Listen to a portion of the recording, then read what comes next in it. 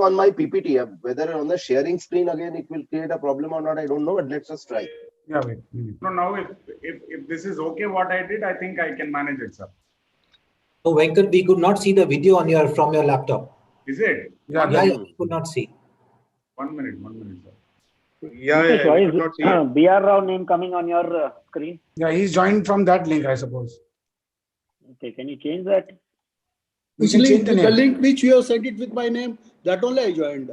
No, not you. No, Santosh Waklu. Mr. Santosh is actually joined with your link. Okay. So his name is showing as BR Rao. I have shared the screen. Can you see it? Yeah, yes, we can see. We can see. Yes. Achha, just let me try from the to start the video from my screen.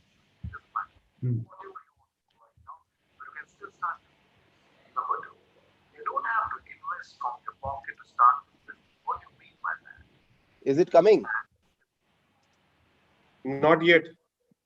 No, then there is a problem because I can see the video. No, you need to unshare and then share. Saikat. Oh. You need to unshare and share because you cannot have two screens at the same time. You'll have to unshare the presentation and then share the video. Yes. Yeah, now we can see. Now we can see the video. Yeah, fine. Okay. Okay, sure. Okay, then I'm closing it. Okay, yes. You can close it right now, and then should we start because we are, I think. I suggest, Saikat, you can keep it open at the background so that we don't waste much time later. Hiren, you have disabled me again. Yeah, I made him, no, sir. You can't enable two people. I don't think so. But I think let me just go and see if I can change the setting that all the panelists can share it. Okay. So once we start the proceeding, I'll just go and do it. Let us start the webinar first. Can you send me the link again? Because I believe I joined through the BR Rao link. Yes. Yeah. Your name is still showing as BR Rao. Yes. Can you send you the link again? I must be having. You want me to send by WhatsApp, Santosh ji, or WhatsApp is no, better. WhatsApp, I will not. I'll have to go send the WhatsApp back to my email. Just copy it in the email. Send it to your email only, yes. Yeah. I'll send the email. Okay. So let me log out of this. Hello. I technical issues ఉన్నాయి ఇంకో 2-3 నిమిషాల్లో start అయింది. అదే వస్తుంది 3 minutes లో వస్తుంది.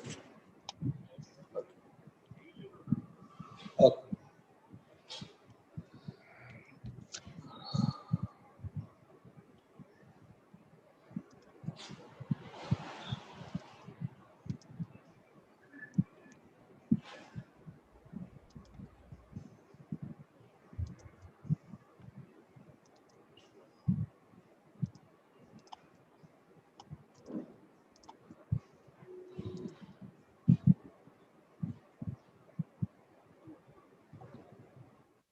Yeah, now it's done. Yeah, that's good. Yeah, Mr. Santosh, this is okay now. It's with your name. So, good morning, members. Happy Navratri and Durga and Kali Puja in other parts of the India.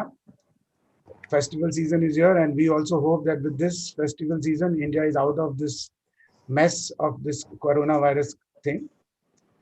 During the recently had AGM, we had some tough questions, like what will be the market like, how will the demand come back, and so many other questions. And looking at the questions put by members, I think FPTA decided that we should have a webinar with experts who can help us guide through this future period, like how the demand will face, how the next quarter or maybe the immediate near future will be.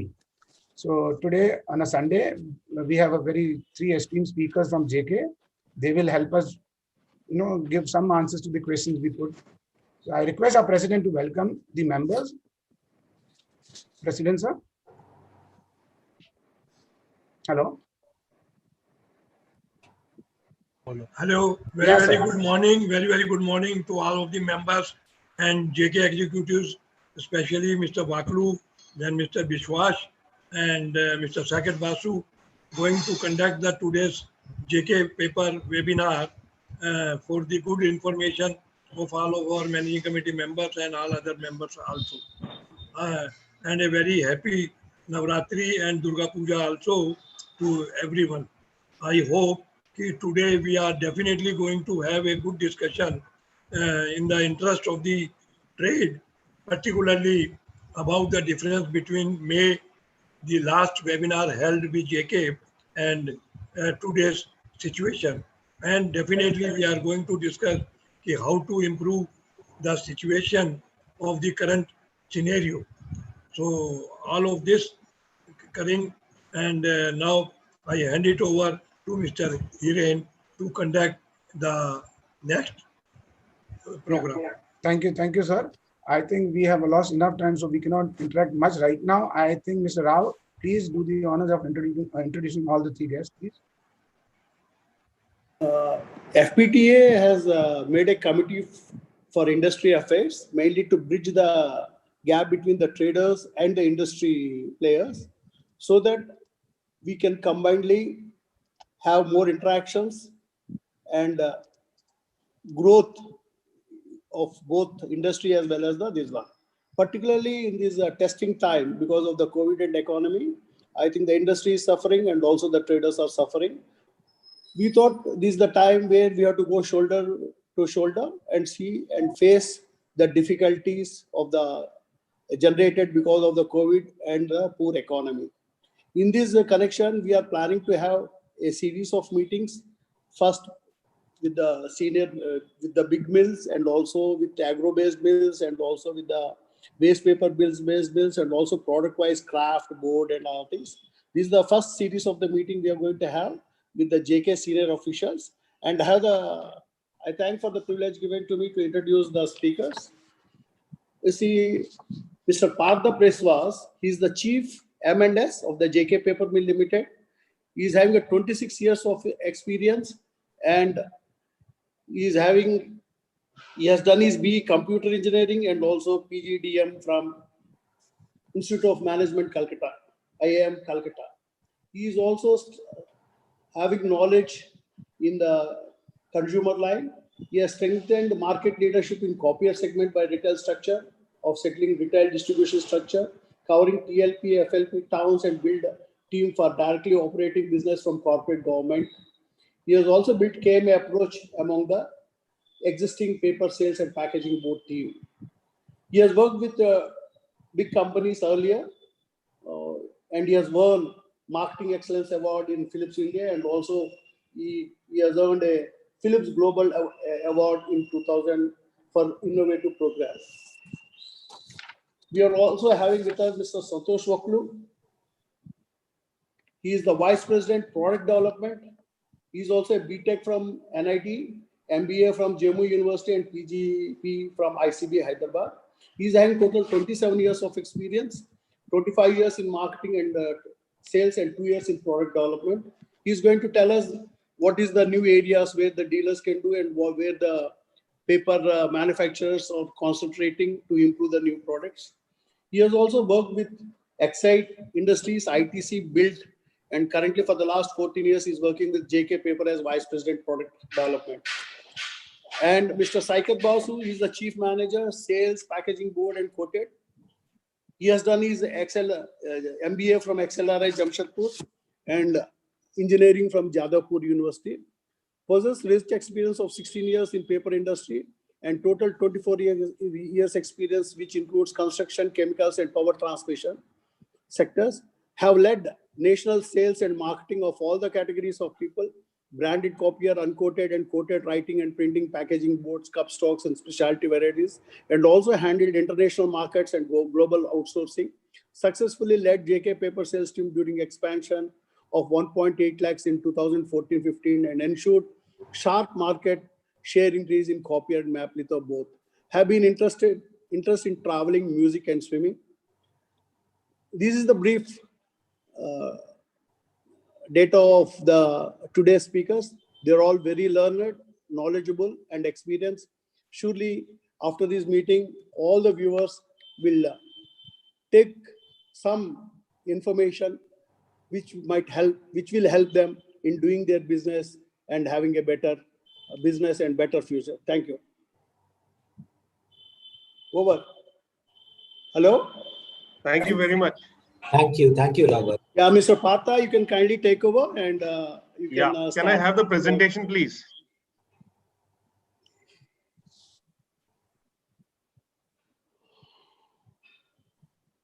Yeah, we need to go to the beginning.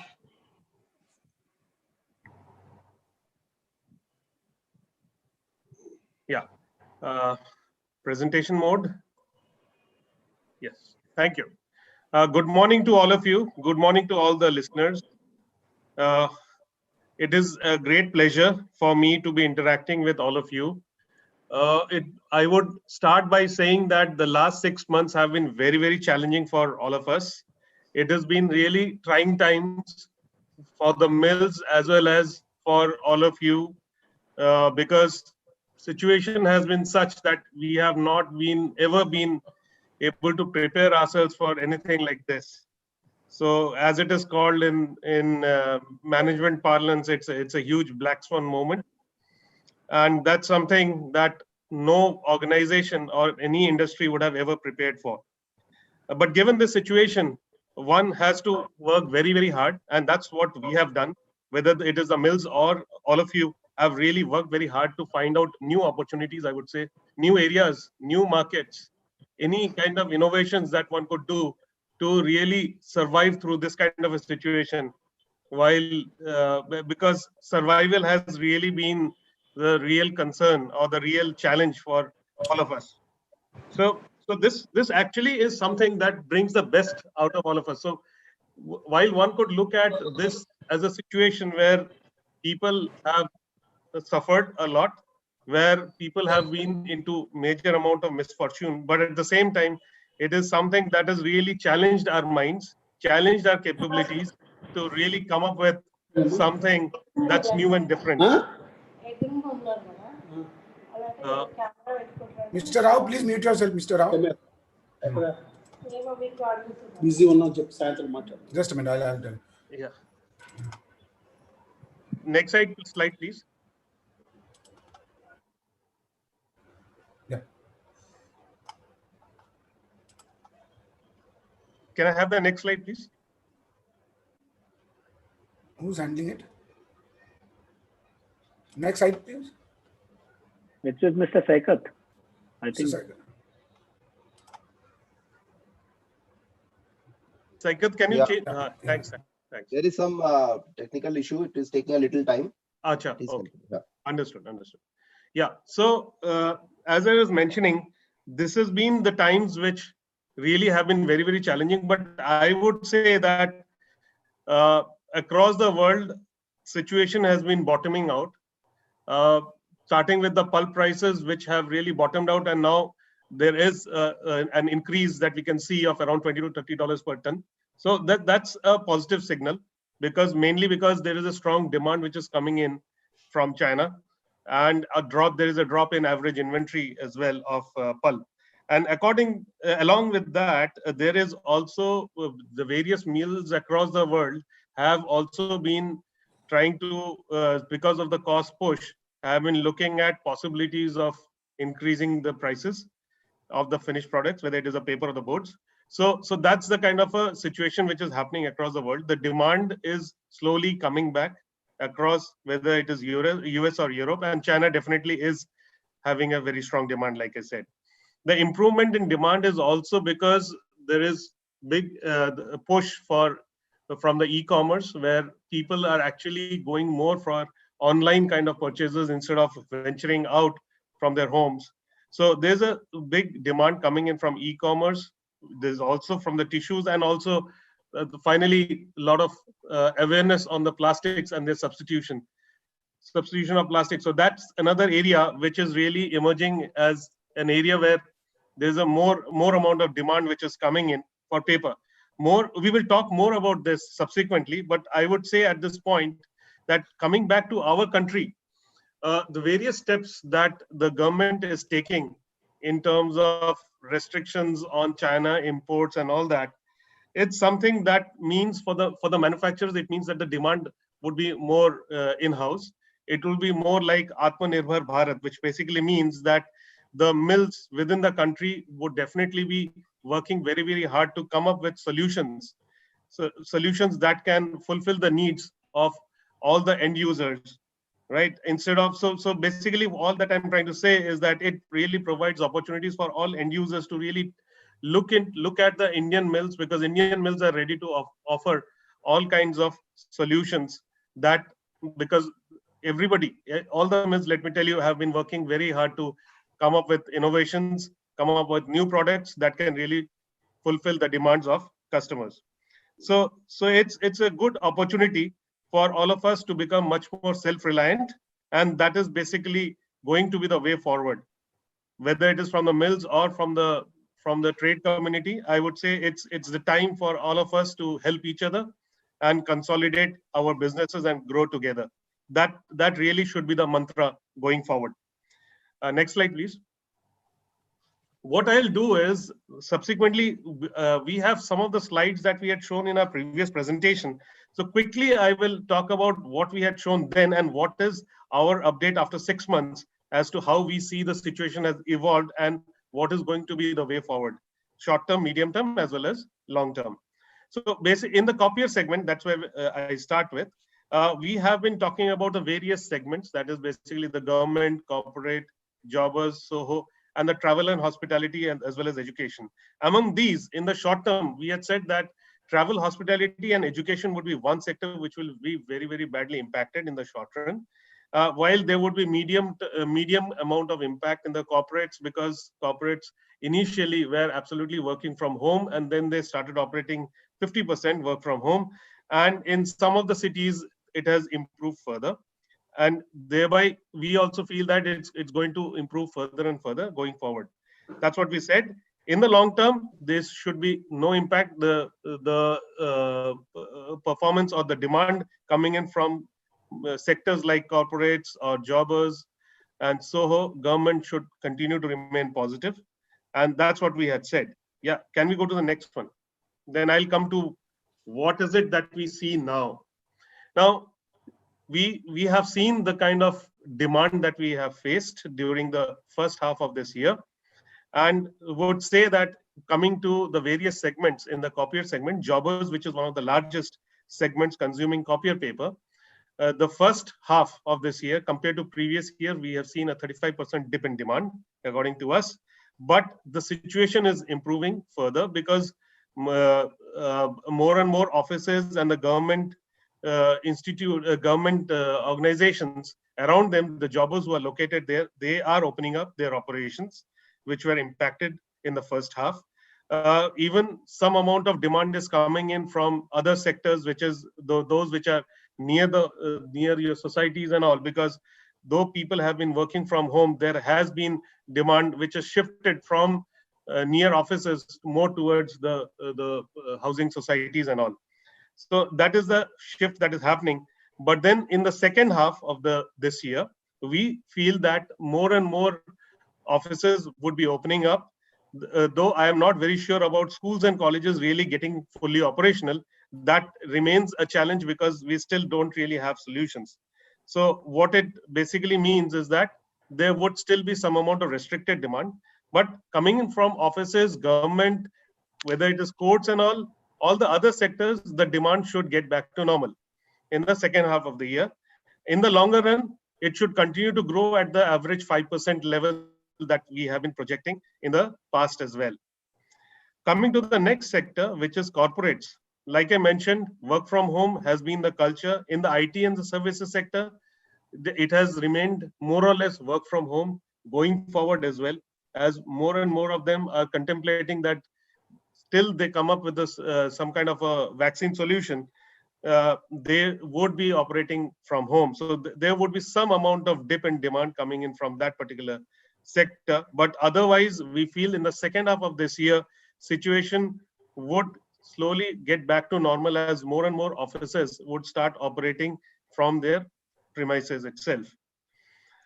Going forward, still, we feel that there would be some amount of impact that would remain more permanent in nature because of the shift to digital. What we mean out here is that the habits of people would change to a certain extent, where reliance on hard copy of a presentation or maybe some printouts may reduce, and more consumers or more people would actually be relying on the soft copies or their computers to make most of their do their work, and may not take so much of printouts, so to say. So to that extent, maybe we feel that in the longer run, the dip in demand from the 5% that was initially projected could be coming down a bit to around 3%. Government, which is the next sector, we feel that the demand has been more or less okay, and it going forward in the second half also the demand should remain as it is, and it should continue subsequently as well, because we have not really seen much of a dip in demand from the government sector. Next sector is education.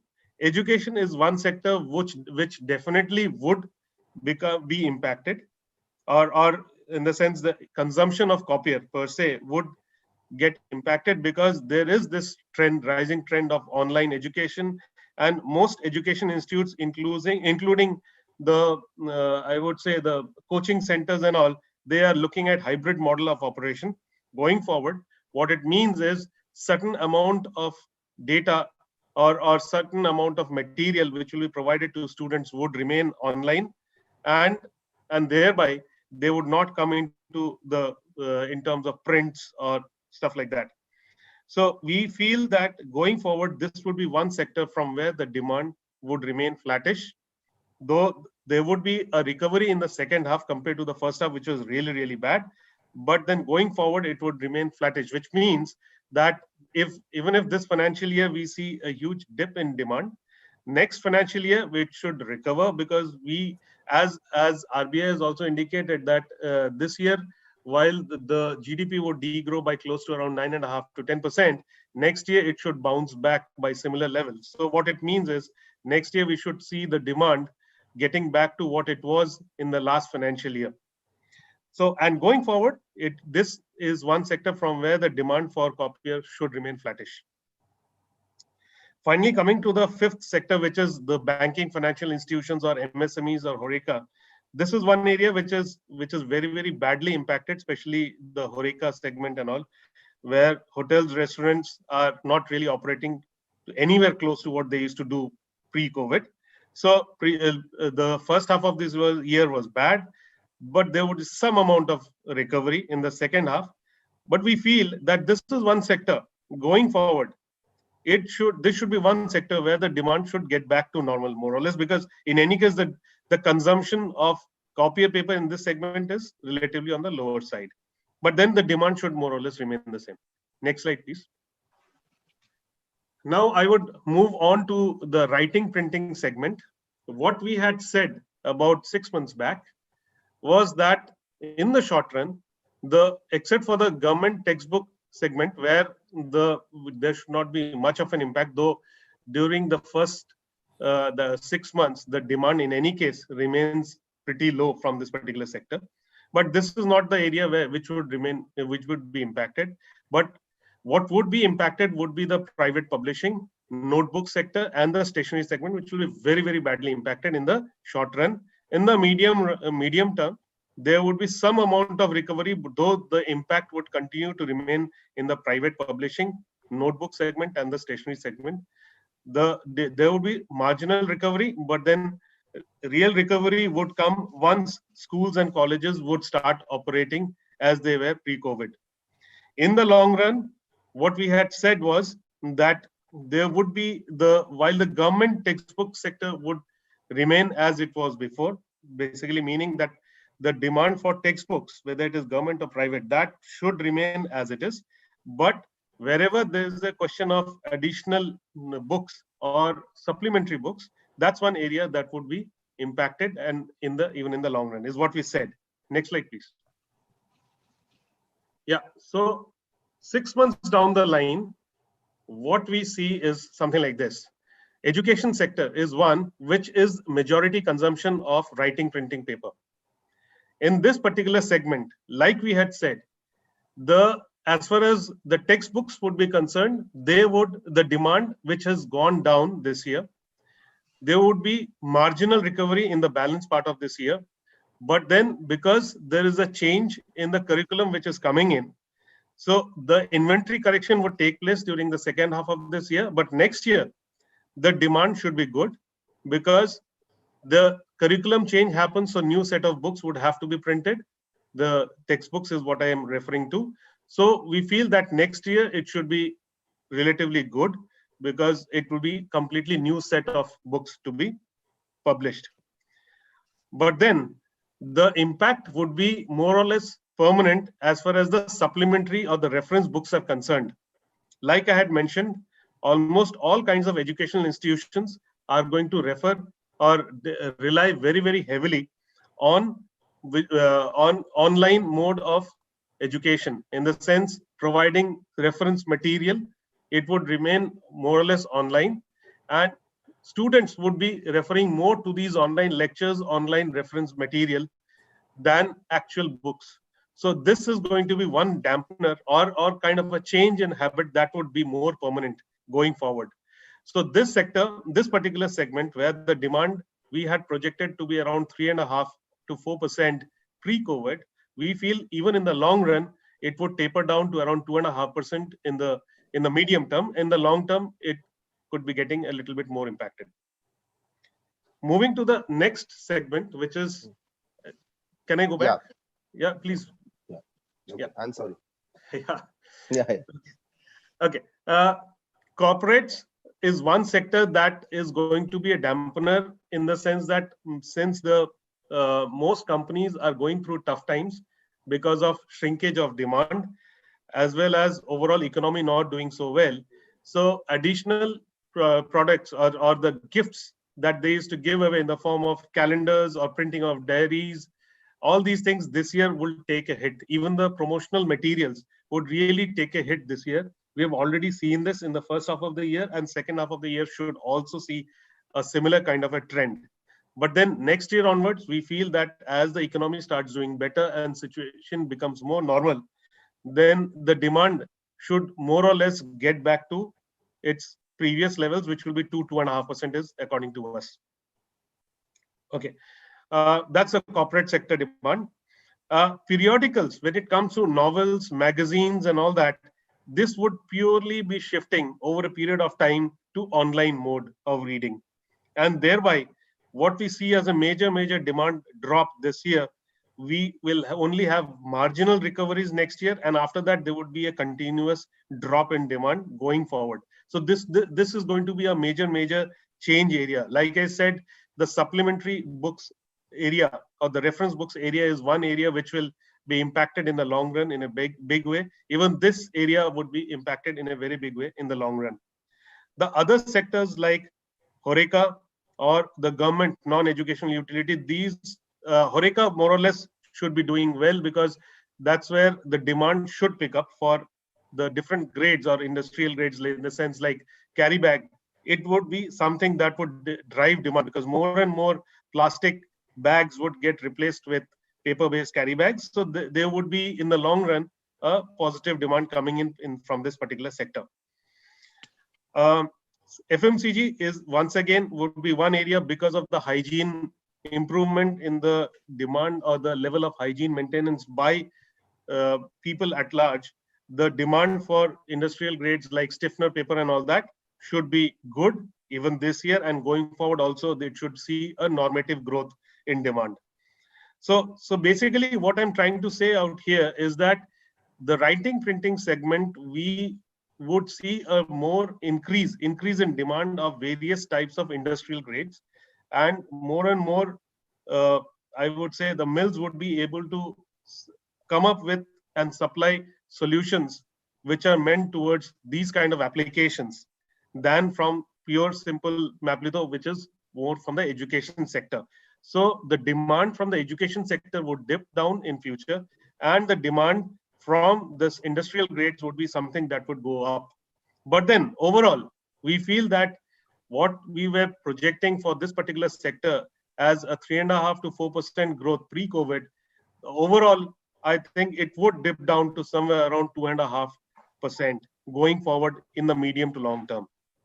So that's going to be a kind of a dampener, and is something that we need to see together as to what we can do to revive demand in newer and newer areas. We will definitely see a lot of new solutions which will be coming up from the mills, and I'm sure we will be working on those much more heavily. Yeah. from the next sector, I would request Saikat to really take over and explain to you the format on how the changes will happen. Saikat. Thank you, Parthaji. Good morning, friends. And I hope I'm audible. Yep. To all? Yeah, Okay. yes. Perfectly. Yeah. So again, I would Quite also okay, like to say, audio. yeah. Again, I would like to say that the last 6 months has been very tough for all of us, whether we are in paper manufacturing or paper trade, or we had been users. In all parts of the supply chain, we have faced the brunt, the most difficult times. And India, with its huge population and its resistance to difficulties, has come out pretty well and faster than many other economies. And similarly, this time also, this pandemic, I think India is shaping up much faster than many other economies. So as regards the paper and packaging industry is concerned, of course, there was a little larger concern that how long it will take to come out of the blues. Comparatively, as you heard about the writing printing, comparatively packaging grades had not been so much in the blues also during the worst part of the pandemic also. And there has been revival also, we expect will be much faster than the other parts. This is what we showed you 4 months back, when we had this webinar in the month of May, where we explained that in the short term, in the monocartons segment, that is the folding box board segment, there will be a positive trend for the pharma sector and the food packaging, while the other consumer packagings, there will be a negative trend. And for the crafts segment and the corrugated segment, we said that because of the e-commerce, the short-term situation at that time looked pretty bright, while for B2B packaging, which is business to business packaging and industrial packaging, since the industries were working lesser than normal, since the corporates had not opened up, that would be remain a little down in the short term. What we said in the medium and the long term is that e-commerce will continue to remain positive. So that will drive the growth in both the segments, whether it is in the recycled or in the virgin. And in the monocartons, it will remain normative growth. We will come back to the normal growth, and pharma may be growing more than the normal also. That is what we envisaged. Now let us see what is the situation today. We tried to dissect the market in the same way into product categories and changes, and tried to understand the changes in consumption pattern which has happened. One of the largest segments in which virgin packaging boards is consumed is pharmaceuticals. Pharmaceuticals, we have never seen a degrowth till the start of the pandemic. If we leave around the month of April, where a lot of the industries could not start, people were not there, labor was not there. So basically, the pharmaceuticals degrowth was on the supply side. It was not on the demand side. Demand was always there. Post that, what we found that, yes, within the pharma, a small portion, which is the surgery and the OPD visits related pharmaceutical products, that came down in short term because of the increase of video consultancy with the doctors, etc., and lesser operations of the OPDs. But it was more or less compensated by the other segments where people did a type of panic purchase. I'm talking about paracetamols, or I'm talking about other drugs or BP drugs or things like that, that people tried to stock up. So even when there was a lull due to the non-running of the OPD, due to the panic buying and the stocking up of the normal drugs, the OTC drugs, which is called over-the-counter drugs, those helped to that the pharma segment to be strong even at 5% growth, which is generally 10%. It remained at 5% even in the first half of the year. So there is no reason to believe why in the second half of the year it will not come back to 10%. And on a long-term growth, we have envisaged, if you see the green figure on the top, we have mentioned a growth of 14%. Now you may ask us that what is the where we are getting the confidence that this segment will start growing 4% more than what we have seen till now, is basically India becoming a export hub. Today, 70% of India's pharmaceuticals production is exported. And it is becoming, after the Chinese backlash, India has become the hub, and the exports have increased, and that will continue to fuel the growth in the future. That is what we envisage. Coming to the second segment, which is the cultural segment. The cultural segment is basically, we are talking about the social gatherings, the weddings, the things like people when they meet near a kirana store or tea stall and have small gatherings, etc. That has come down, and it will remain dampened at least in the second half of the year as well. Reduction in the cultural segment, we mainly consider two things to go. One is the small teacups which is used, and other is the wedding cards and garments, etc. Malls remaining closed and weddings not happening. These two segments have been dampened, and we have predicted that we have seen that there has been a 30% degrowth in the first half in this segment in packaging boards. We considered that around 6% degrowth will continue in the second half. Those small gatherings have started now. But in the future, India being a bounce back country, we will come back to a 10% growth in this segment on a long run. Once the vaccines are out and once people start the social gatherings once again, and the garments purchase, etc., will also become normal from the next year. Third segment is the food and beverage. They are a little linked with the HoReCa, but there is a little difference on that. It is in the food and beverage, we are talking about the packaged food and the packaged liquor. That there has been a degrowth again in the first half, a small degrowth, while we are envisaging a full growth of 12% in the second and the third part. With the winter also coming in, you can understand the liquor and the other sales will also pick up. As regards the HoReCa, which is one of the most adversely affected in the first half, because none of the hotels and restaurants were operating. We consider the premium side of the cup stock of in virgin packaging boards in this segment. The economy part of the cup stock we have considered in the cultural segment, while the premium side we are considering in the HoReCa segment. So this will be remaining more dampened than the cultural. So you can understand that because even the airlines have not opened up, the premium restaurants have not opened up or have very little footfalls. So of course, this will remain a little down. Even in the second half, we have envisaged that it may be a degrowth of 15%. Tetra packs or liquid food on the go is also a segment which has not come back to its normal. It has been pretty dampened because moving around has reduced. So taking juices, etc. on the go has also reduced. As coming back to the FMCG segment, the increase in home consumption due to lockdown, the e-commerce sale increased. So this is one of the segments which had remained positive throughout the pandemic. Only you can say in this segment, the premium part of it, like I've come there below. When we are talking about FMCG, I am separating the personal care, like if you talk about the perfumes and other things, that is also an FMCG product, but I'm taking it out from there. There will be the non-food sector that will be that has not grown to that extent, but the FMCG had continued to fuel demand during the pandemic period also, and it would come back to its normal 10% from next year. Education has been already talked in the writing printing segment, so I will not too much delve on that.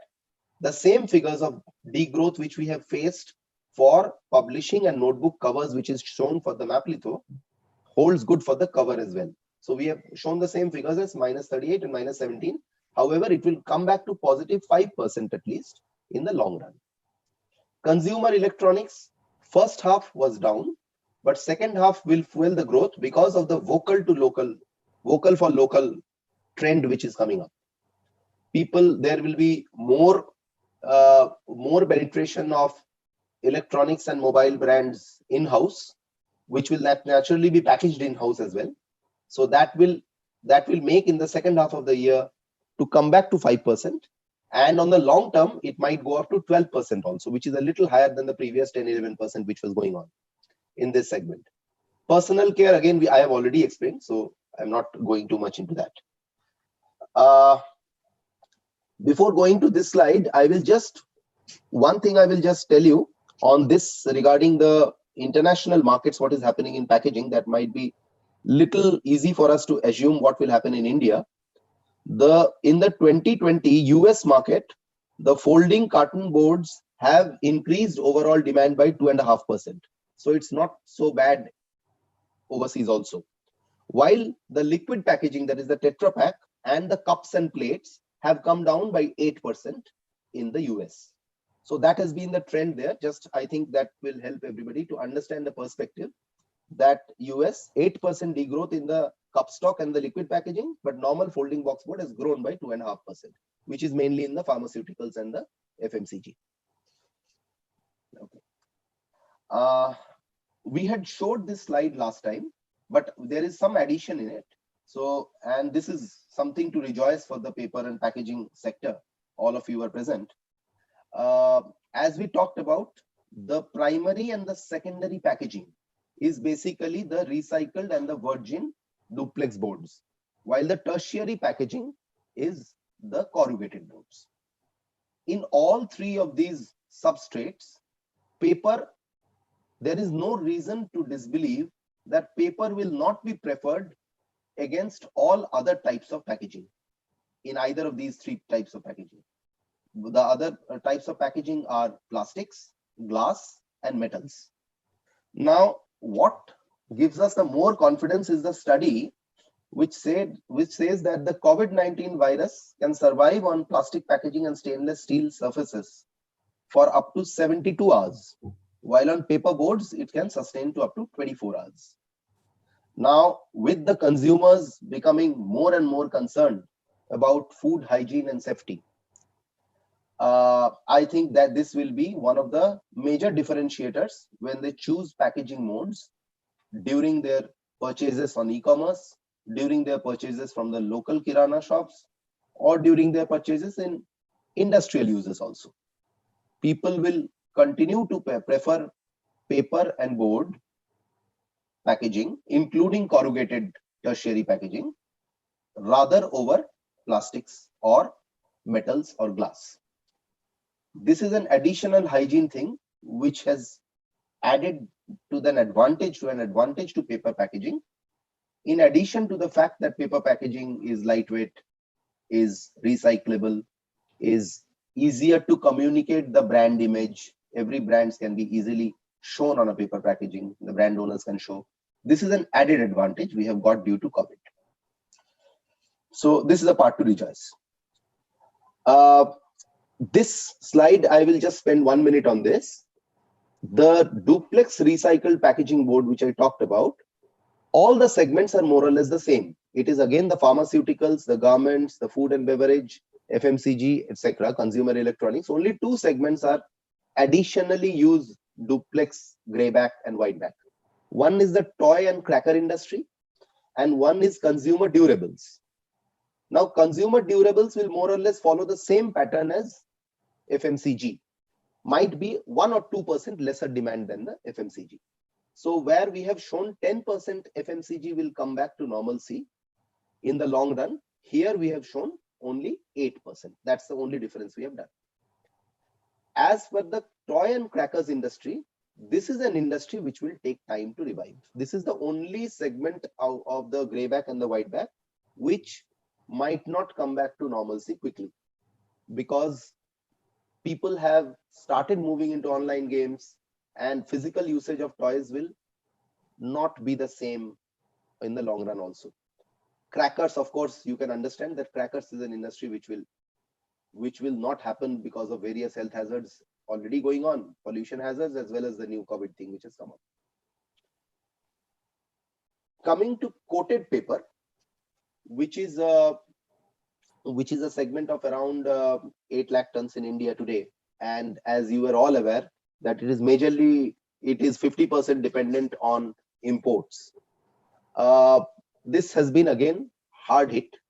This is what we showed you 5 months back, where we said that instead of except the industrial part of the coated paper, where it is used in some labels and shade cards, the other parts will remain diminished in the short term and mid term, because again their dependence just like the map litho as you showed, is largely on the corporates, promotional expenses, as well as partly on the education.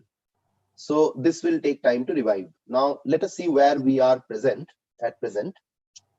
At present, the situation is somewhat like this, where we are seeing that the education segment, which the closure of educational institutes, which is happening from March 20, maybe they will reopen by November 20. That has caused a 38% degrowth in the first half and expected to remain 17% degrown in the second half also. But similar to the map litho, we are envisaging that there will be a 5% in the long run. Now, let me tell you here one very important thing, that the reference, the supplementary books and curriculum change are all the same things as the map litho. But only thing, the part to rejoice is here, is education is comparatively a smaller portion of the coated paper total pie, while education is a very large portion of the map litho pie. So education, whether it is the degrowth which has happened in the near term or the growth which will happen because of the curriculum change, will impact map litho more positively or negatively than it will do to coated paper, because coated paper is the smallest section of the education. Coated paper is a larger section in the corporate and the periodicals as compared to, as per the percentage share is concerned, because annual reports use coated paper, calendars are basically coated paper, visiting cards are coated paper, and POS material or danglers or any promotional material are more of coated paper. So corporate segment revival will largely depend how fast coated paper comes back into the normal demand cycle. At present, we are envisaging the second half of the year will also remain 15% down, with promotional purchases being very less this year, and maybe 2% growth will come on the long term. Industrial is a segment which will be strong in coated paper. That is mainly the chromo one-sided coated segment used for labels, tobacco wrapping, shade cards, etc. Shade cards is two-sided coated. There we have seen some sort of degrowth on a short term at H1 because some industries took time to come back, but it will become normal by the H2 because the e-commerce sector will fuel the labels usage in this.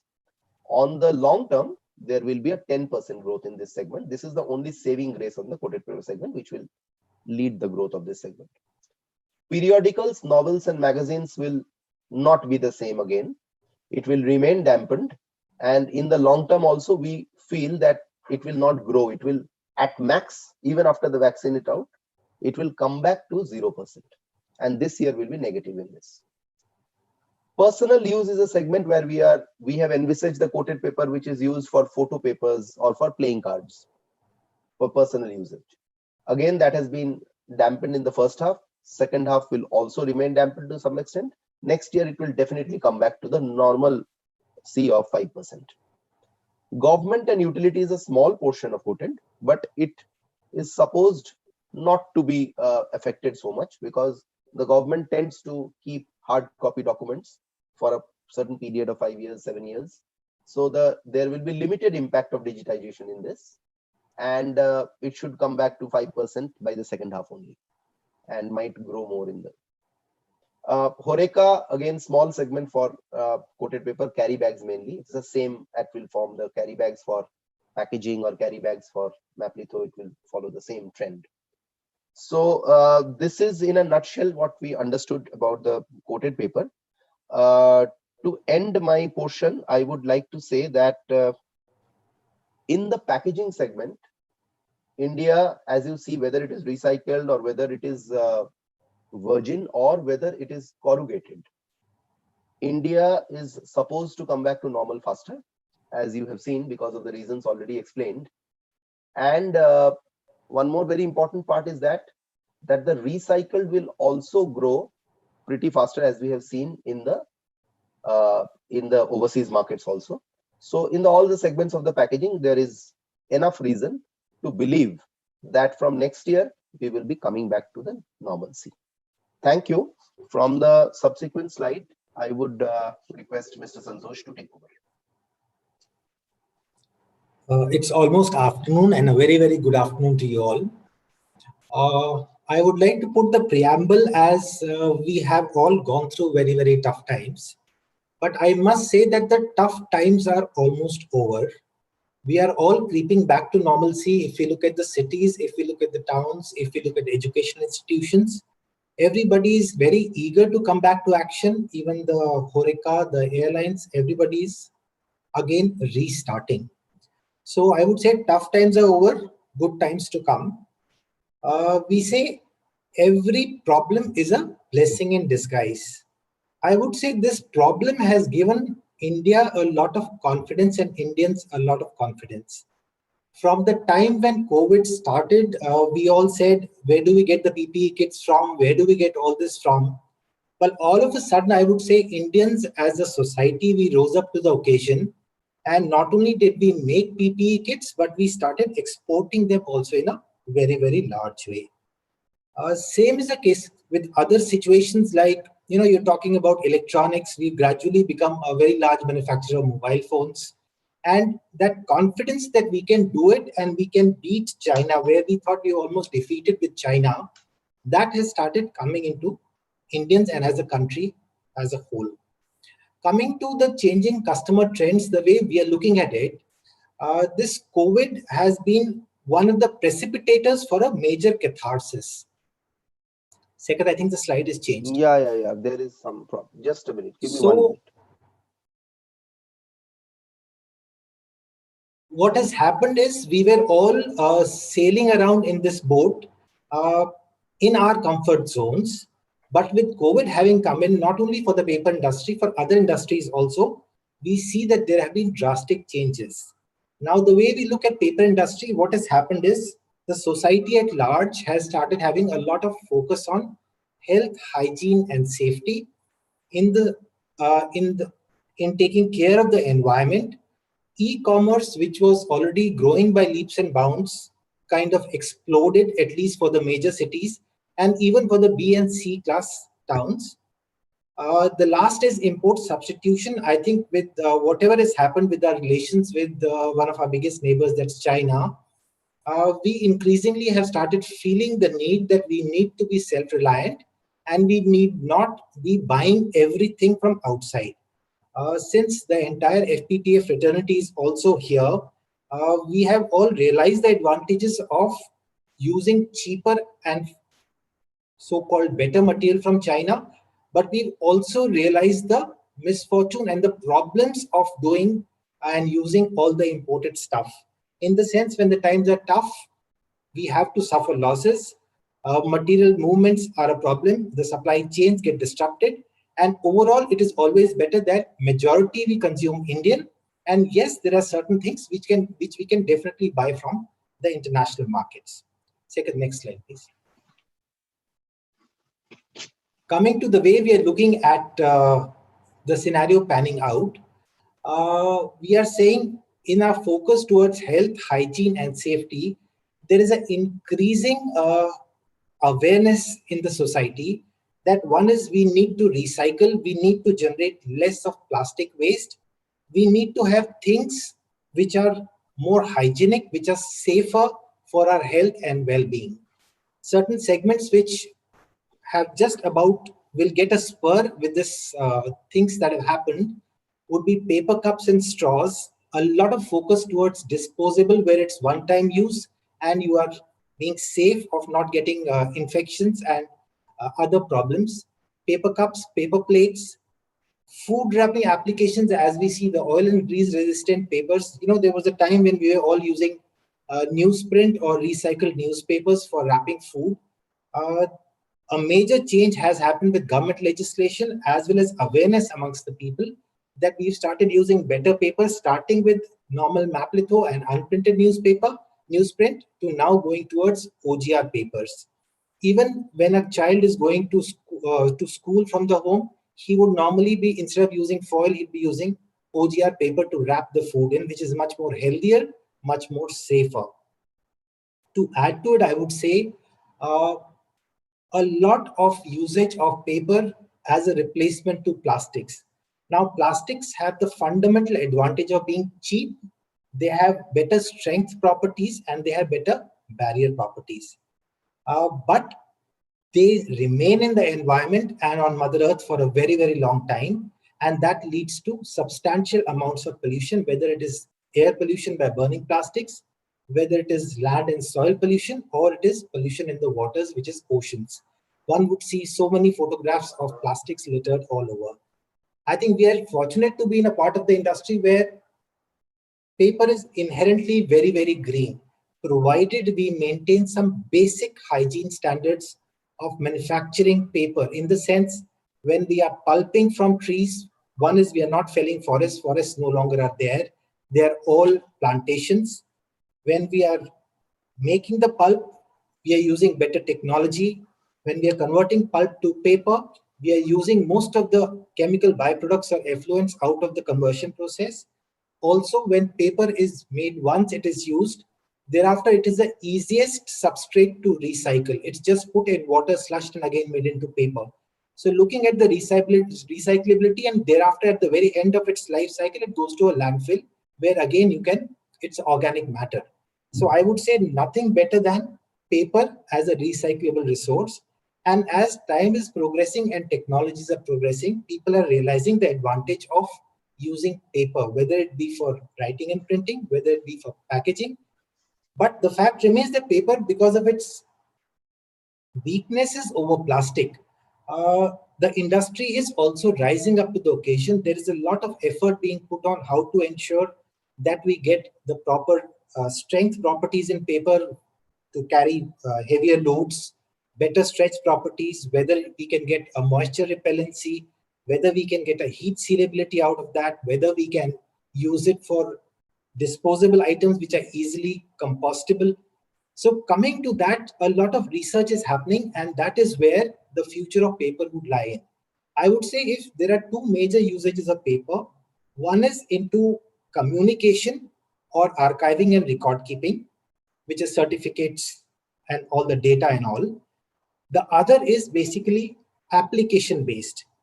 As times are progressing, the need for paper in communication and archiving is reducing. That is because of the fundamental advantages of electronic means of communication. But if you look at the other side, where we're talking about application like eating food on, packing material, carrying material, keeping it safe, storing it, transporting it, that is where paper is finding increasing applications. So as a trade, as an industry, we all have started seeing that there is a gradual shift from communication to application. And that is where most of the new product options in paper will come in. Whether it, second, we can go to the next slide. Whether it be for food packaging, whether it be for the medical disposables. Again, if you look at e-commerce, there was a time a lot of plastics was being used in e-commerce. Gradually with government legislation also, Europe and US had legislations.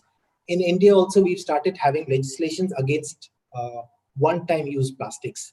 So we are moving into more and more of paper being used.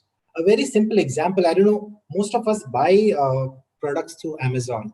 Amazon, the product is sealed by a black colored Amazon label. It's a glossy label. Most of us would be under the impression that it is a poly or a plastic label. But just rip it apart and see, that's basically craft paper label. A small move away from plastics and the label is very strong. I mean, it's just like a plastic or a polyester label. You cannot tear it, but it's a very strong paper label. So what we're talking about is there's a lot of technology being put into manufacturing paper so that it can become a good, viable substitute against plastics. And that has really started happening. Another trend that's happening is, which all of us might have seen, is that from larger pack size, the packaging intensity for each item is increasing. Earlier, there's a small typo in this point too, where small pack sizes will move towards bulk packaging. It's vice versa. Bulk packaging will move towards small sizes because families are getting smaller. People are moving things through the e-commerce, and a lot of individual items need multiple packaging. It has a primary package, it has a secondary package, and now when Amazon is shipping it, there is a tertiary package on top of it. Now, most of it is now paper. Looking at trends, I would say moving from white paper to brown papers, stronger papers, white into white papers, but with specialized application-based needs.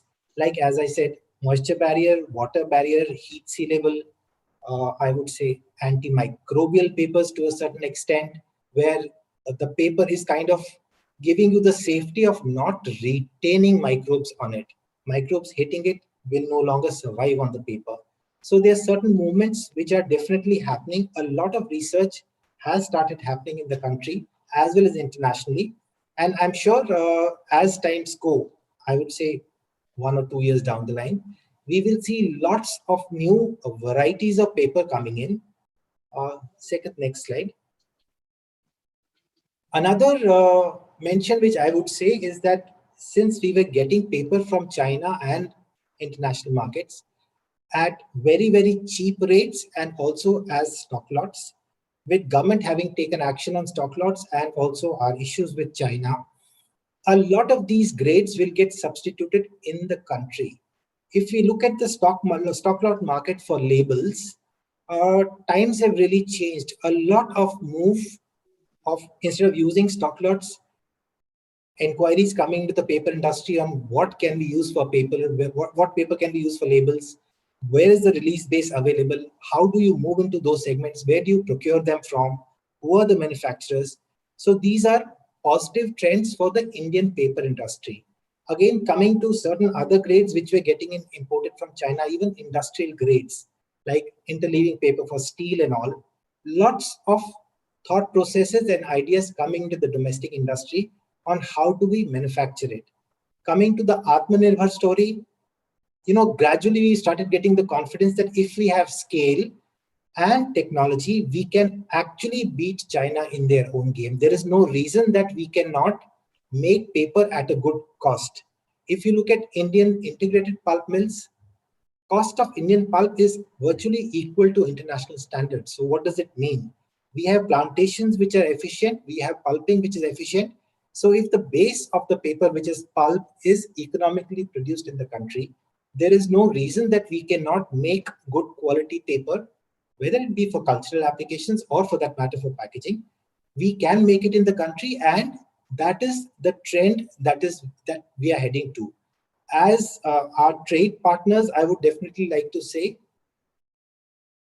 that it is better to be with Indians and keep a very, very small Indian manufacturers and keep a very, very small presence with the international players, no doubt. But this Indian manufacturing and Indian mills are the backbone of the industry to survive on. That is where one gets the bread and butter from. So these were basically the trends I was talking about. And this is where we all expect to move the industry towards. Next next line. Yeah. See, I would like to close this presentation saying that at JK Paper, we will also come out with many new products. We already come out with some. We will come out with many new products.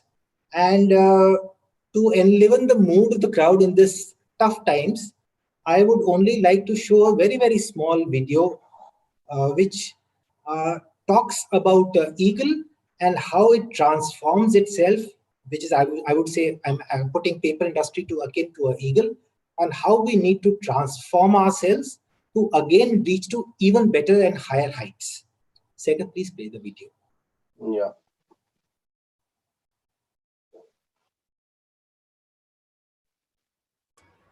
We'll have to unshare, share, and then start. Yeah. Just give me a 1 second.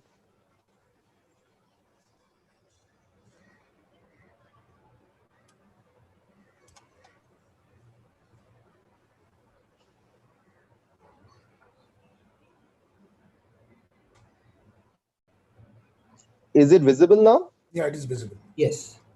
So I'm skipping the ad, so we come to the video. You have to make it full screen. Yeah, make it full screen. Yeah. Perfect. There's no sound. Is it? I can't hear any sound. I don't know. It is. I think the subtitles are clear enough. Yeah, sound is coming here. I don't know why it is not getting transferred.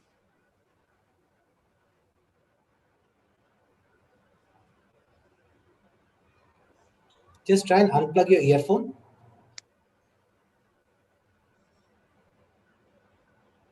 Not happening.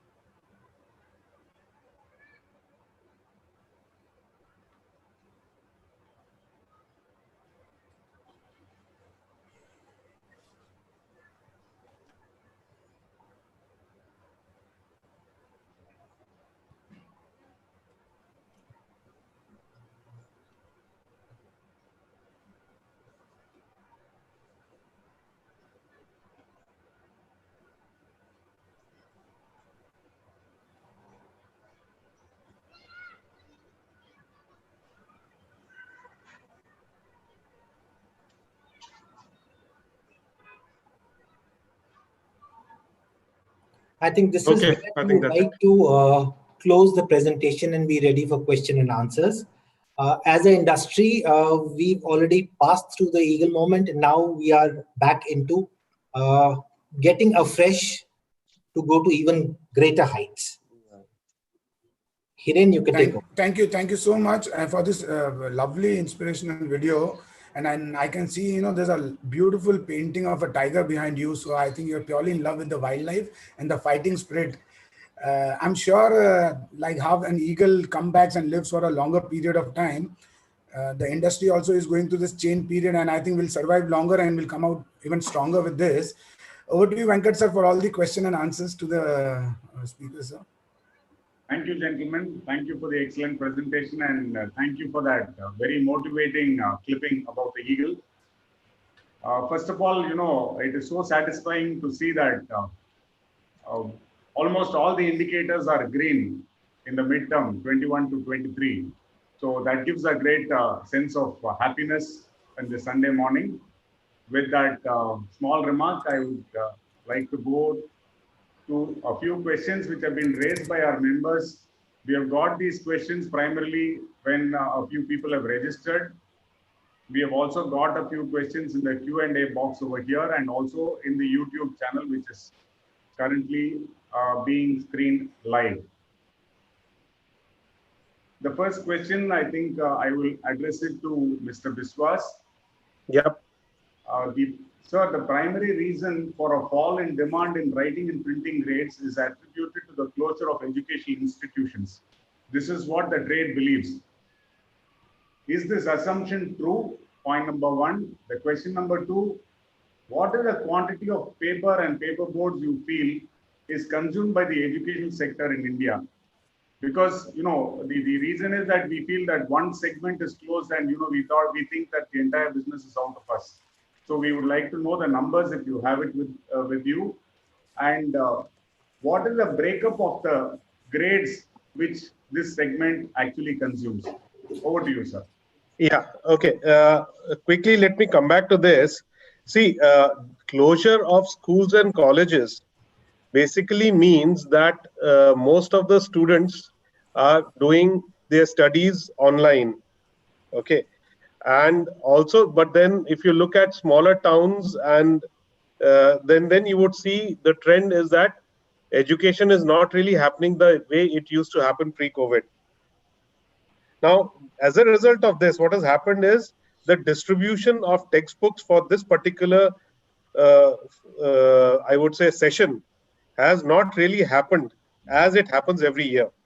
So that has led to, I would say, a lot of inventory buildup at various levels, and this inventory would lead to or has to get corrected when they this in the new session, that is in the going forward in the next 6 months, when the some amount of distribution would take place once again, that would get consumed. What it means is that uh, to a certain extent in the new session the printing of books would be reduced. Okay, this I'm talking about is a short term kind of an impact. I would not say this has a long term impact. In any case, what I said was that in the next year or the next session, because the education policy is changing and the new curriculum will be coming in, that means a new set of books, textbooks, would be published, and every student would have to go for that. So that means next year there would definitely be a good demand that would be coming back for the textbooks. What I am referring to as a long term change is not the textbook part. It is basically the supplementary and the I would say the reference books. See, when you look at uh, schools or higher classes, you would find that a lot of students refer to additional supplementary books for their knowledge gain as well as practice and everything. Okay, because just the textbooks of the schools are today not good enough for students to crack the competitive examinations. Okay, and also all the coaching institutes are also looking at, instead of giving away the printed notes to the students, they have started a kind of a dual policy where or a hybrid policy where they are uploading the additional whatever material they want to provide, they're uploading it onto the net, and students are supposed to refer to those, go there, refer to those, read. So this is going to be a kind of a change that would take place. So this would, I would say, in the overall demand, let now to quantify it going forward, I would say let's look at Maplitho A grade, which is like 18 lakh tons of annual demand, out of which, according to us, 60% is textbooks. So 1% reduction or 1% of that is basically, we are talking about 0.64% of the 18 lakh. So that's the kind of volume. So what is it? So let's say uh, about a lakh or tons of demand would actually go out. Okay, and that would be year after year kind of an impact.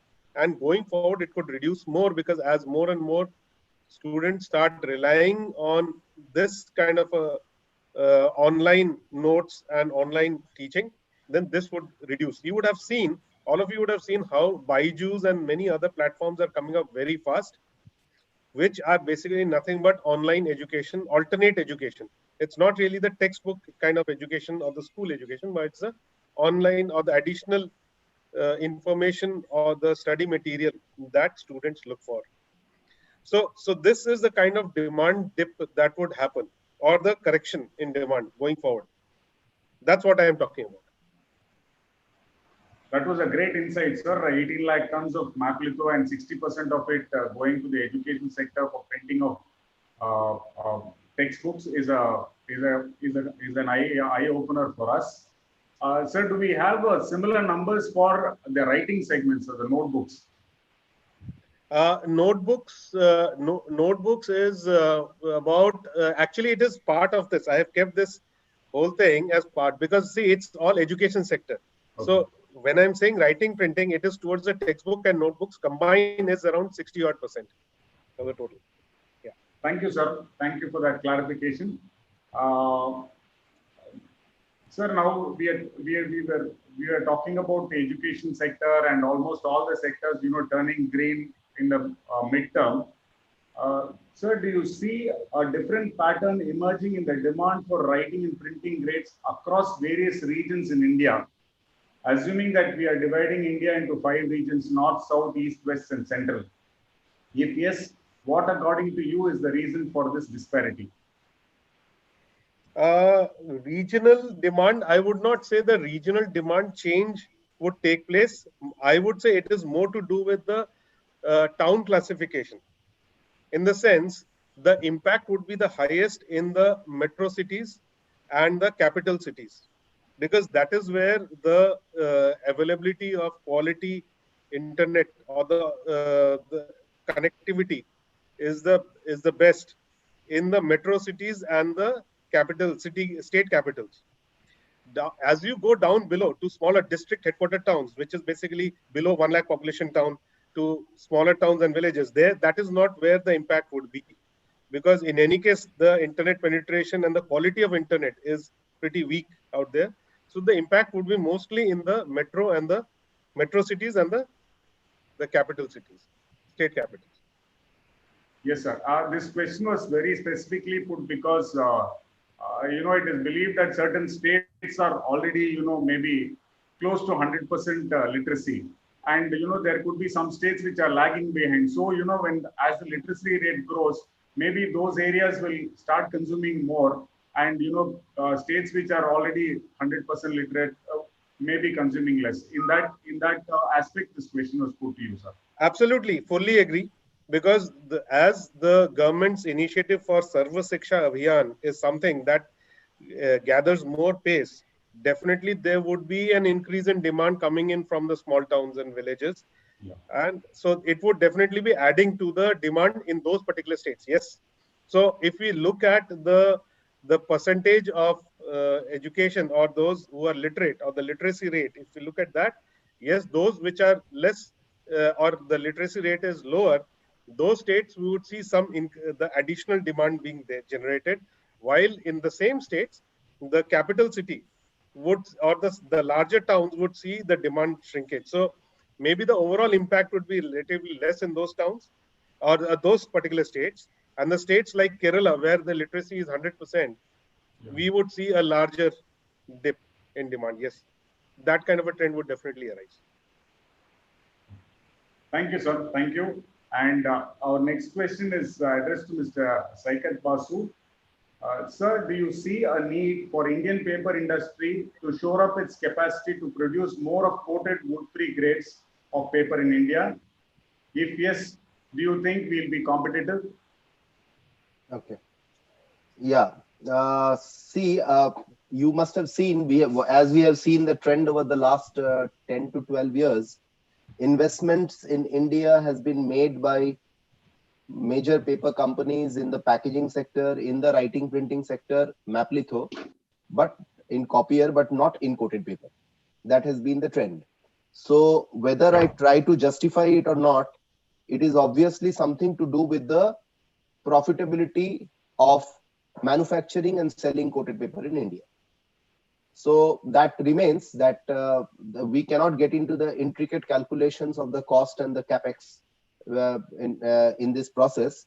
What I can only say is that yes, today only 42% of India's coated paper is manufactured in India. However, the COVID situation has changed a little bit, tilted the equation, because as I had shown in my slide, the total coated paper, the demand in the first half fell to the extent of around 30-35% or 40%. So naturally, with the Indian manufacturers producing to their almost 90 to 95% potential, the percentage of domestic manufactured coated paper has increased in India. On the long term, when the coated paper comes back to its full potential again, the demand revives to 100%. In the short term, definitely the market has no other choice but to depend on imports for the balance part, because the Indian manufacturing is limited to 2 paper companies, we and Ballarpur. So, however, I think there will be some trends which may change, in the sense that in case either more investments will come from paper companies in coated paper, or there will be slight trend shifting in some usages of coated paper to virgin packaging boards also, or even to recycled packaging boards in some cases. Like basically it has already started in the covers, publishing covers also, as well as in some of the industrial uses, in some of the like photo papers, which is used on the wall photos and all. There's some movement towards the virgin boards from coated. So that will, what I feel is that we need some help from the government also, in terms of actually what happens is that the manufacturing cost of coated paper, whether in China or in Korea, is lower than India, because of various other reasons: our land cost, our raw material cost, our wood cost, many other things, ease of doing business. So there, I think the proper bodies are continuously talking to the government, and I am sure that if this Make in India campaign takes bigger, there will be investments in coated paper also. But again, as you know, paper industry is a capex oriented industry, and it takes time to make an investment see the light of the day. So even if things start better and people start feeling opportunities, the next expansion with coated paper coming out may take time.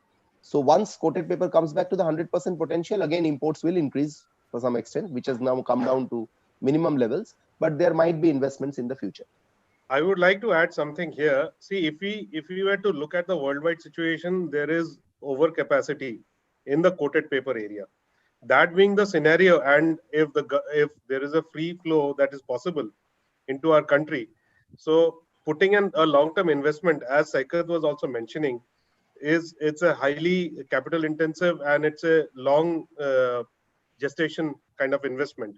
So one would really think before putting in an investment in this particular area, because of the overcapacity worldwide. No, in addition, the only thing is that had the segment been growing, then somebody would have thought of investing in the domestic market. The segment also does not seem to be growing well. It is kind of plateauing or under stress. So with this degrowing segment and excess capacities available, the capacities will continue to remain in surplus. So that will always keep a price pressure on the market. As a consequence, I'm not very sure whether we will have investments in the country. It will be remaining. It will be remaining to be guided by the international price trends. Yes. So, considering that ups and downs, investment has to be planned. That's all I can say. Yes or no, I'll not say, but investments has to be planned. I think we have got absolute clarity on the coated segment, because most of our members, the thing which keeps puzzling us is that, when we are importing close to about 4 to 5 lakh tons, if I'm not wrong, into India, why not any Indian producer make this product is something which was running in our mind. I think that was a great clarity which you gentlemen have given to us. Thank you, sir. With this, I would like to pose the next question to Mr. Santosh. Sir, in your presentation, you said that newer applications for paper is being invented by the Indian industry. How do you think the traders have to handhold with the industry to actually promote these products with the general public, sir?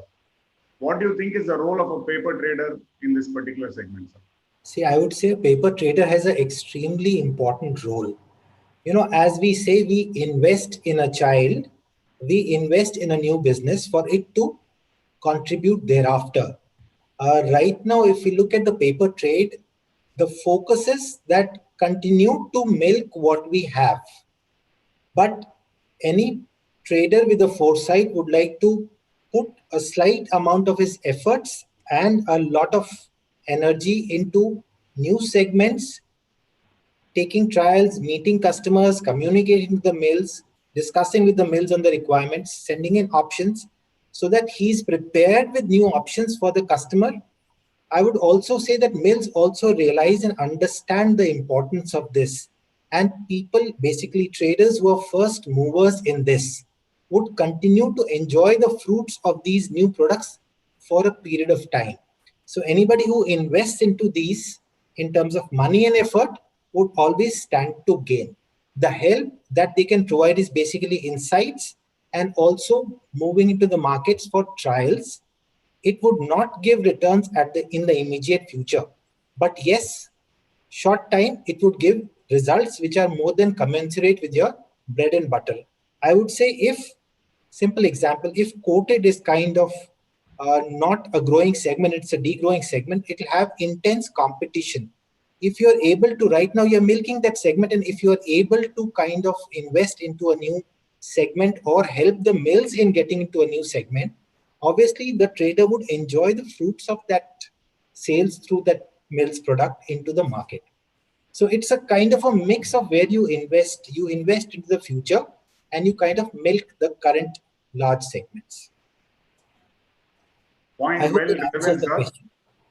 Point very well driven. I think you sent a very clear message to the trade saying that Baba, don't please relax.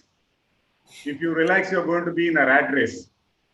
Can I just add one thing in this? Yes, sir. Since the manufacturers will also move and already started moving to various specialty products from normal writing printing, so obviously most of the trade fraternity today, the second level dealer is no longer existent today. Most of the fraternity in the trade are linked with one of the major mills or one or two or three of the major mills. So they have to, if they have to keep their basket alive, they have no other choice also. Whatever the mill changes the product mix of their manufacturing, they have to change the product mix of their trade. Yes, sir. You Thank put you. it very, very bluntly across.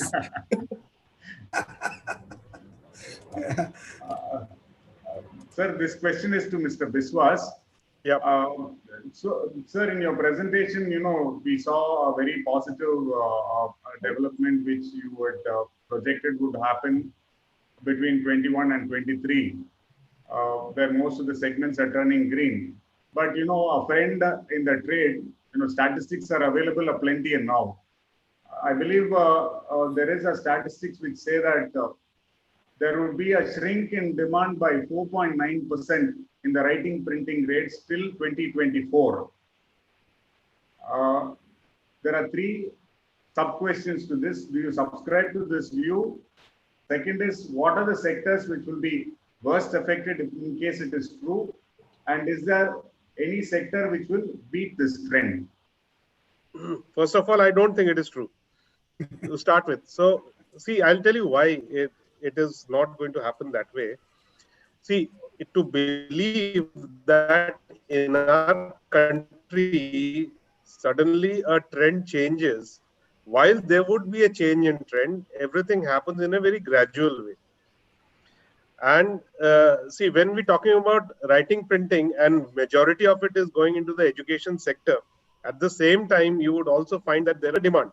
Point number one. Point number two, if you are purely looking at the writing printing segment, the increase, the one thing is that is also going to help improve the demand positively is also the fact that if more and more sectors, I would say, would look at relying less on China, and there would be opening up of more factories or more operations happening within our country, which is bound to happen. It is bound to happen going forward.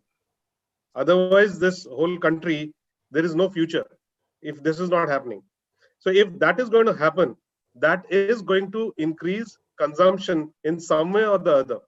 Whether we talk about, like Santosh also mentioned, the industrial grades, applications out there, in also copier paper, right? So there are so many areas of application that will also grow. Okay, so this degrowth of around 2.9% year on year is definitely not going to happen. There would be a recovery, but then like I mentioned, there would be certain sectors which will definitely get impacted, which is mainly the education one, where there would be an impact. But see, to assume that all education is going to become online, that's also too much to think about. It's not possible. Okay, because end of the day, let's look at it this way. Even if as a senior student, I am referring to some online notes, I would still like to take some printouts and keep some of the relevant ones with me and not really rely heavily only on what is there on the net all the time. We don't do that generally. So even if there is a lot of material that's available on the net, we would like to still take printouts, download some of the material and take printouts and keep it for reference when you really need it all the time. So while there is definitely going to be a trend of hybrid education where the online as well as physical education would happen together, but the demand would not really start shrinking so quickly. Yes, the rate of growth would come down is what we strongly feel, because there would be mix in terms of increase somewhere and drop somewhere else. So the rate of growth will definitely come down in the medium term. In the long term, we would see more applications coming in where diversion happens. Like for example, you would have seen many of the mills making cup stock on their single layer machines, which actually makes map litho. So there are so many options, so many other things that's going to happen as well. So as such, even in writing printing per se, the rate of growth will come down. A degrowth of 2.9% is not something that we look at. Thank you, sir. Thank you. And I think the next question is from yet another member of FPTA, which I'm putting it across to all our panelists. Sir, JK has taken the retail route, bypassing the traditional route, especially in copier segment. In the formative years, the players in the traditional distribution channel have been associated in promoting various brands in the market. How do you propose to keep such traders motivated? Okay, there are two things. First of all, I think somewhere that's very, I would say it's a very personal thing that's between our own channel partners and the company. It's actually not something for everybody's consumption per se. That's personally I feel, because it's a very intimate relationship. Okay, it's a very intimate relationship, and it's absolutely within the family kind of a thing. We never really feel that it's something out in the open, so one can take a walk, we couldn't care less. It's not really like that at all. Okay, that's the first thing I would say.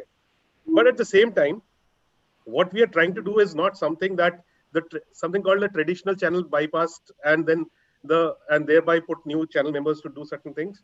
It is simply not the way that we look at it. It is, I would say, from our point of view, very clearly focused from our company's point of view. We saw a certain sector which has been relatively low in terms of market share for the company. Okay, it's not really true for possibly the other companies who are manufacturing copier in the country, but it's true for us. We do see a certain sector which has been perennially weaker for us. To address that part, we have the retail distribution network put in place, and that's about it. And here, once again, I would say our own partners, I'm making a general appeal and a clarification. Our own partners can always join the whole initiative. It is not that it is at the cost of our partners that this initiative is running. It's definitely not that way. We would like our own partners also to partner us in the same initiative. At the same time, we are looking at definitely the other opportunities or growth opportunities across other sectors where our own partners should grow with the company, and we are aggressively or actively looking at this opportunity. Like for example, Sirpur is a big opportunity for us. We need to grow the turnovers of Sirpur. I am mentioning this here because a lot of our partners are here, and we would like all our partners to very actively work with the company to really make Sirpur successful. And that's going to be a future growth area for both our partners and ourselves in terms of turnover as well as profitability. Thank you, sir. It was a question, and I thought it is my duty to put it across to you, though it could have caused some kind of an embarrassment to the panel. Sir, the next question is also to Mr. Biswas. What are the current and future challenges of pulp and recycled fiber-based producers in India? Will pulp-based mills have an edge over recycle-grade mills, or vice versa in the recent future?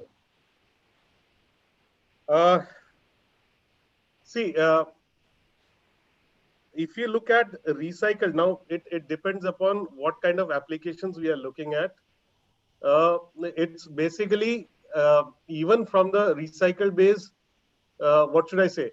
There are definitely different kinds of applications to put forward. Okay, whether we are talking about the virgin pulp-based solutions paper versus the recycled pulp-based paper. So there are different applications, and at times there are similar kind of applications as well. So the different kinds of applications have different kinds of demands in terms of specifications. So based on the specifications which are required, there are certain areas where the virgin pulp-based paper actually has an upper hand compared to the recycled fiber-based. And there are certain other applications where the recycled fiber-based ones also have an upper hand, because then what is required, possibly, let's say we talk about brightness or many other parameters, if a certain application has that kind of a requirement, which is good enough using a recycled fiber based solution, I think that's going to be beneficial for them. But per se, if we look at it in the longer run, availability of recycled raw material would be a challenge, and that could lead to increase in prices of the raw material. So one needs to see how much it leads to as a push in the cost, and thereby on the price point in the short run or medium run, I would say at the what you can fetch as a price point, the margins could be a little tight. Okay, so that's a factor which will be defining who ends up having a better situation or a worse situation. If you look at the virgin fiber, virgin pulp, the prices have bottomed out, and now it is on the upside. It is increasing, and thereby it is definitely putting a pressure on all manufacturers, I would say. And we have seen that there is a certain amount of price increase that's happening across the sector, which is also supported to a certain extent by the demand. That's how it is. Santosh, you would like to add something on this? I would like to add something in this. Actually, there is an interesting data I was just reading through. There is the difference between in the US between a recycled board and a virgin board is approximately $122. If you take it in Indian terms, all of you are there in the industry, so you will understand. So it's a matter of 9 to 10 rupees per kg. As if you compare that with India, the gap is larger. So what I mean to say here is that since effectively recycled waste collection and recycled pulp is a challenge in India in terms of the pulp, so there is I personally feel that the recycled prices are way below, which is now increasing, and that will make certain movement from recycled to virgin grades in terms of the end product, which has happened in the Western countries. And in India, that trend today, if you see the share, it is a 11 lakh ton virgin market for packaging, while a 30 lakh tons recycled markets for packaging, duplex. This same equation is not there in the developed countries. The recycle is much lower. This is the reason. And I feel the price parity will also come down because of this, and there will be shifts towards the virgin. I would only say that it's a mix of both, because it depends on where have the investments been done. Have the investments been done in scale and in quality? So it's possible that a recycled guy makes more money than a virgin pulp-based manufacturer, and vice versa. It is a mix in the right technology, and I would ultimately say that the realizations fetched from the market vis-a-vis the cost of production, the contributions would be higher in the virgin, but recycled has its advantages of lower investment costs, lower cost per se. But it also depends, if you invested in the right technology in recycled, you can fetch a much better contribution than the others. To add to it, virgin has a more or less a very, very stable input cost base, in the sense that the prices of raw material do not really fluctuate if you have invested in, or if you helped a lot with the social farm forestry. So then you have maintained your input costs of basically wood, which is maintained at a uniform level. recycled has a major problem because we don't have very organized waste collection mechanism in the country, and a lot of waste paper is imported. It is subject to the vagaries of international waste paper prices to add to it to the fluctuations of the dollar. So both these two combined, the cost base of a recycled mill is very, I would say, fluctuating. That leads to major issues of extreme profitability, which leads to very high investments in fresh capacity, or sometimes extreme periods of losses. So, or a very low profitability. So I would say it's a right mix of technology so as to extract the maximum value from the marketplace. Both have their advantages and disadvantages. I would not say one over the other. No. Thank you, sir. I think there is a lot of clarity over here also. The next question, I'm posting it to all our panelists. Anybody can take this.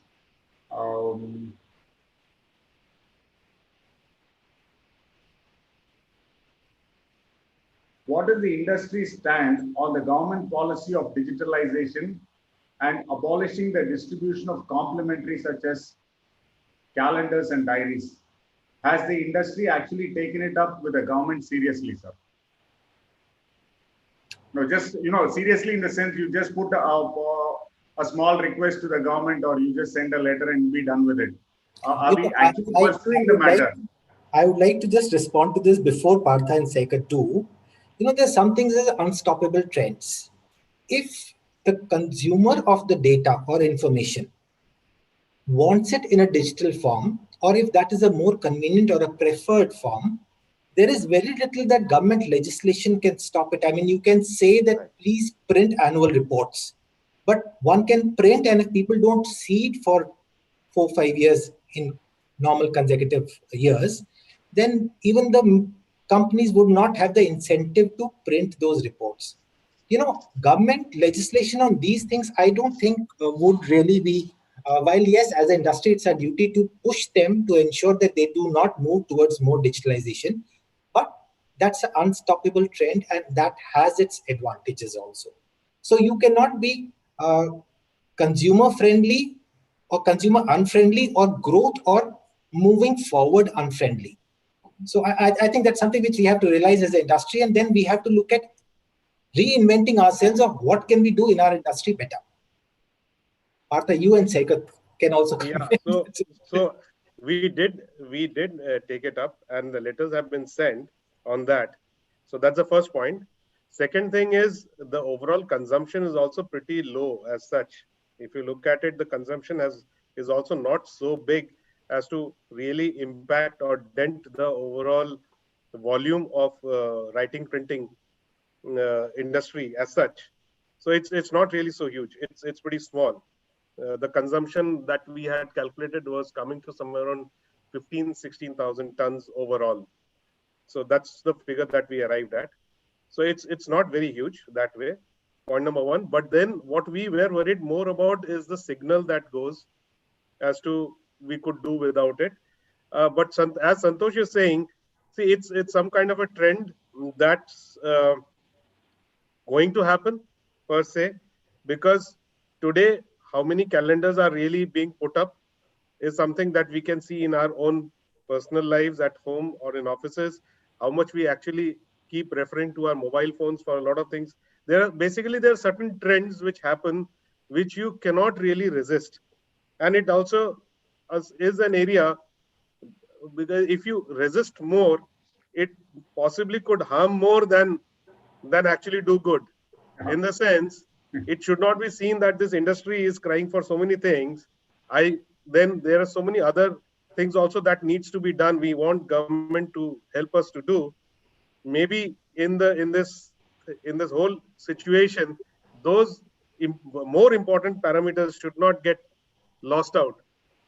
So we also need to see how many big things, or the big ticket reform areas is something that we should chase a lot more effectively, ones which are having less impact, or maybe something that's in any case going to happen over a period of time. How much real pressure should we put behind that? So that's where I would leave it. Like the diary itself, if you see, Mr. Venkat and others, It is one of the most cheap as well as a medium by which you can keep your customer engrossed promotions and a promotional aspect for you throughout the year. You give it once, he uses it throughout the year, and he sees your brand every day. So I don't think legislation will change it. What Santosh also said in part of legislation can change it over a certain period. After that, like calendar, if the customer feels that we don't need, we can use digital. The normal people think so, the corporate thinks so, it will move toward that. But maybe diary may not move. Diary may, people may feel that we need it. So even Actually, without with the diaries are legislation also, something it will that go on. we all use. So I am not worried about the diaries part, because diary is something everybody uses, and that will keep on happening. Yes. Maybe this year somebody prints it, or maybe some company will not make diaries because of their overall health of the company. They might cut down on the spends, but in future it will definitely bounce Yes, back. it's a very short-term thing. Yeah. Whether legislation or not. Thank you, sir. Thank you for that brilliant answer. The last question which I would like to pose to the panelists is that in these testing times, how do you think the industry can support the trade and the traders, sir?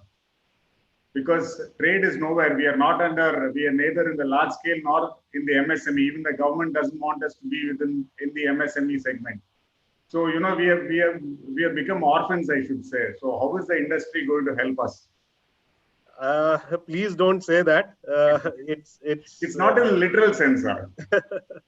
Please don't say that. Actually, what we have been very closely working with all our channel partners and trying to see what best can be done in the overall interest of doing the business, as well as how to take forward the interests of our partners as well. It has been a continuous close coordination day in and day out for us. If you really ask JK, that's exactly what we do day in and day out. We very closely monitor and closely interact with our channel partners and take all the decisions which are mutually agreeable to both. That's how we have been doing it. And I would say for our partners, it has been working pretty successfully, is what we feel. We are open to inputs. Yes. Heart of heart, I should say that the industry has certainly supported the traders. Since the question which came up from one of the members, I thought I should put it across. We seek your continued support and guidance as always, sir, as usual.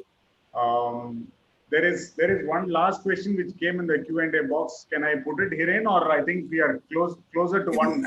I think take it, the last question, you can just take it, then Yeah. we'll do the polls. Yeah. Sir, I'm just reading the question as it has come. There's a member who's addressing it to Mr. Vaklu. He says, when the global pulp cost and manufacturing cost of pulp is the same, why the cost of Indian finished paper is higher than the imported paper? See, the question is not that it is the same. The fact remains that for an efficient producer in the country, the cost of production of pulp is the same as it is in the international markets. But we have other costs of logistics costs, infrastructure costs, financing costs, capital costs, which are much, much higher. So if as an industry we are talking, no, it is not true. The statement is not correct.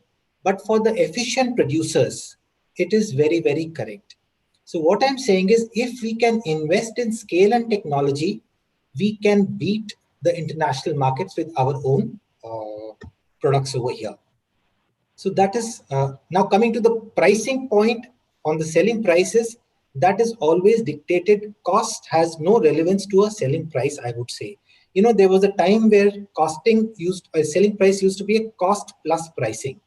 That unfortunately is no longer the situation. We have many businesses, including our trader fraternity, all of you.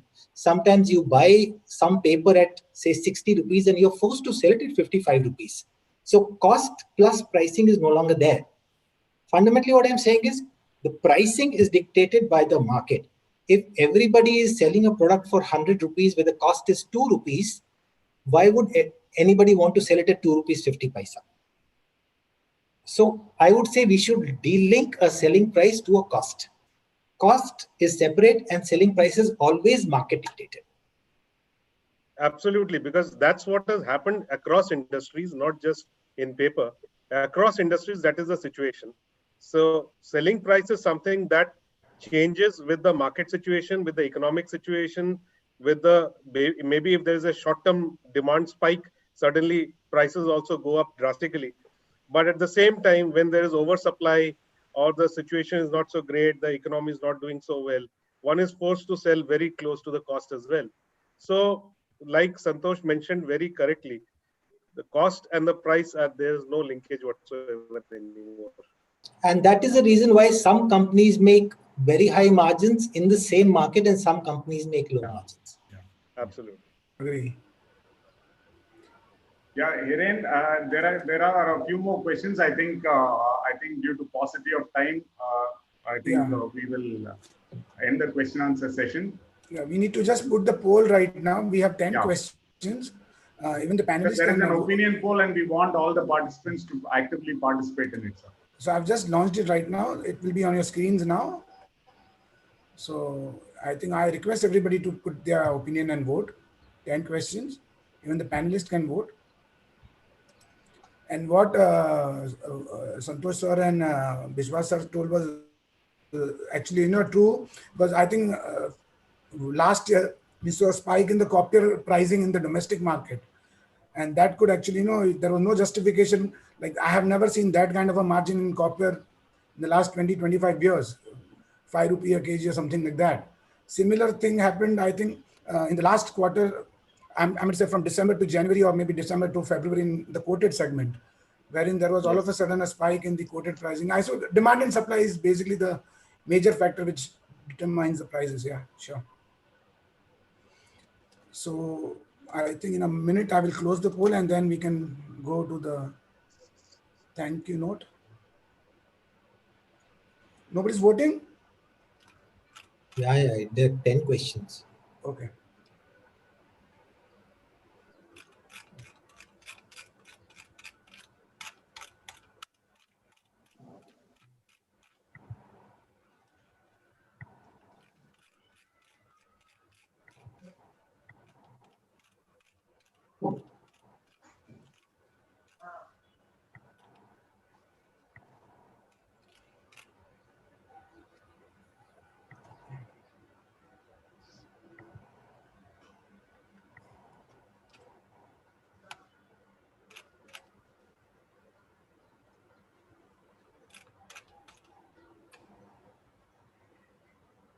Okay, so I'll be ending the poll now.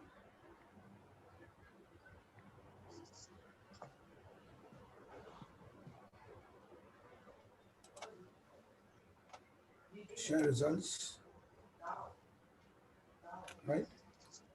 Over to you, Venkat sir. You can, I think, give the thank you note. Hiren, I think you can run through the poll. I'll do that. Yes. Please run through the poll. The first question was percentage of writing and printing grade sales during September 20 in comparison to February 20 is less than 25%, 38% people voted. Between 26 to 50 is around 46% vote. 51 to 75 is around 15%, and nobody is above 76 to 100, 0. Similarly, in the second question, the primary reason in the fall in price of writing and printing grade in the recent past is on account of fall in demand due to lockdown on account of COVID-19 is 62%, lower pulp price is 0, poor sentiment 15%, general fall in demand of writing and printing grades 23%, fear of overseas mill flooding the market 0%. What is the reason for relatively better demand for packaging grades? Festival season 23%, preference for a more hygienic packaging of product, especially during the COVID-19 is 62%, plastic being replaced by paperboard is 15%. Do you feel the move of more of import of writing and printing grade is good for the Indian consumer? Yes is 23%, majority is 69% no, and 8% people are not sure. C1S and C2S are imported. Do you think Indian industry should put up more manufacturing capacities in this grade? 77% majority says yes, they should. Indian mills should have more capacities. 8% people no, and 15% people not sure about it. What, according to you, is the main reason for drop in demand of prices of newsprint? Poor circulation in COVID-19, 38%. People are switching to electronic and digital media, 62%. poor advertisement revenue is 0%. So this is interesting. 62% of the people think that people are switching on from the standard thing to the digital mode. Seventh is, according to you, is the Indian industry investing in technology to make world-class product? Yes, 62%, no, 31%, not sure, 8%. Is the paper industry and trade doing good job in promoting usage of paper? Yes, 38%, no, 54%, not sure, 8%. I think this is where we should work more harder, and the yes percentage should have been a lot more. Yes. The feature in FPTA app which is most useful to me is full information about members along with the product they deal across India, 38%. The inquiry section in which we can post our inquiries and offers, 31%. News about happenings in our trades and industry across the world is 31%. Birthdays of members is 0%. So this is what is very good. What, according to you, should be the priority of a paper trader in the current scenario? Collection of old outstanding and liquidation of old stock is 69% majority. Reduce overheads 23%. Reduce sales and increase margin. Nobody believes that 0%. Increase cash stake with lower margins is 8%. So yeah, these are the results of the poll which we did and some interesting findings. Over to you, Venkat sir.